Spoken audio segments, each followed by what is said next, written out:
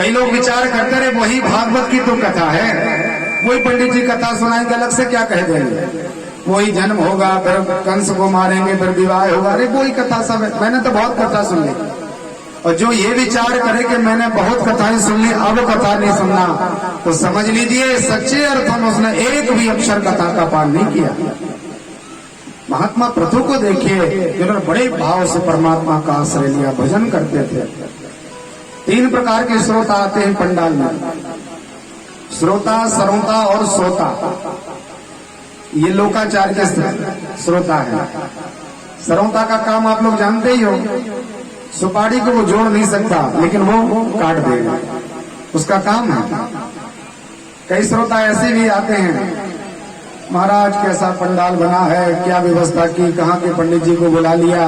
अरे एक बार हमसे बोलते, हम ऐसे पंडित जी को बुलाते कि आप कथा सुनते रह जाते। क्या संगीत की व्यवस्था है, आपने क्या व्यवस्थाएं की, थोड़ा अच्छी जगह पर कहीं कथा करते, दुनिया भर की बात है, क्योंकि सरोता काटता है। और एक श्रोता आते हैं सोने वाले, घर में परेशानी हुई और यहाँ आके अच्छा खंबा वंबा या दीवार देख ली, आनंद से टिक्के और खर्राटे से 3 घंटे पूरे व्यतीत करते। तीसरा आता है केवल श्रोता, जो कथा सुनता है। और उन कथा सुनने वाले श्रोताओं की 2 जाति बताई श्री सुखदेव स्वामी ने, कि एक उसमें अवर होता है और एक उसमें प्रवर होता है। बहुत सावधानी से कथा सुनना। इसमें जो श्रेष्ठ श्रोता है उसमें 3 नाम बताए, पहला चातक, दूसरा हंस और तीसरा पपीहा, अपना तोता। ये 3 जो श्रोता है ये उच्च श्रेणी के श्रोता है। पहला जो श्रोता है चातक, जिसको पपीहा बोलते हैं अपन, वो स्वाति के नक्षत्र की बूंद को ही पान करता है। प्रयाग में कुंभ क्यों ना लगा हो, माघ का महीना ही क्यों ना हो, मौनी अमावस्या या बसंत पंचमी ही क्यों ना हो, बड़ा सुंदर मुहूर्त हो, त्रिवेणी का तट है, देवता भी आकर के वहां स्नान कर रहे हैं, लेकिन वो जो चातक होता है वो त्रिवेणी में भी स्नान नहीं करता, त्रिवेणी के जल को भी पान नहीं करता। उसकी निष्ठता देखिए, एक भरोसे, एक बल, एक आस विश्वास। वो कहता है मैं स्वाति की भूमि के अतिरिक्त किसी को भी स्वीकार नहीं कर सकता। ऐसे ही श्रोता को होना चाहिए कि हमारे भगवान नारायण का, हमारे शिव का, हमारे गणेश बाबा का, दुर्गा मैया का, सूर्य का जहां पर पूजन भजन कथा सुनाई जाए वही हम कथा सुनेंगे। इन 5 के अतिरिक्त यदि कोई कथा होगी तो हम श्रवण नहीं करेंगे। ये विवेक होना चाहिए श्रोताओं में। दूसरा श्रोता होता है हंस। और हंस इतना बुद्धिमान होता है कि आप दूध में जल मिला के रख दो तो दूध पान कर लेता है और सभी प्रकार का जल छोड़ देता है। हंस वंश गुण गई है पद परिहरि वारी विकार। श्रोताओं को भी इतना विवेक होना चाहिए कि पंडित जी सही सुना रहे कि गलत सुना रहे।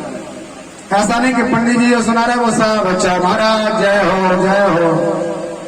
आपको ये विवेक होना चाहिए कि अच्छा क्या है, बुरा क्या है, सत्कर्म की कथा क्या है, सनातन की कथा क्या है, अधर्म की कथा क्या है।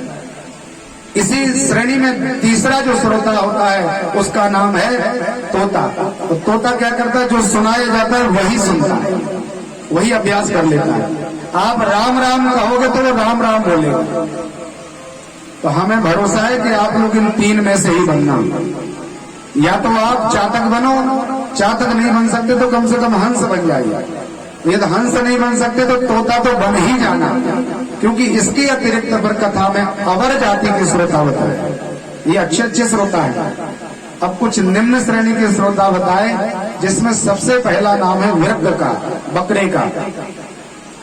बकरा मिमियाता रहता है, बोलता रहता है, उसको ये नहीं लगता कि कोई सो रहा है, कि भजन हो रहा है, कि कोई अच्छा शास्त्र की चर्चा चल रही है, कि कोई बहुत अच्छे व्यक्ति बैठ करके सभा कर रहे हैं। ये कुछ उसके अंदर ज्ञान नहीं, वो तो अपनी बात सुनाना चाहता है दूसरों को। ऐसे भी श्रोता होते इसकी श्रेणी वाले कि अपन सुनाए वो नहीं सुनेंगे, लेकिन वो स्वयं सुनाने लगे, महाराज ऐसा हुआ पर मैंने ऐसा किया और ऐसा ऐसा होता है।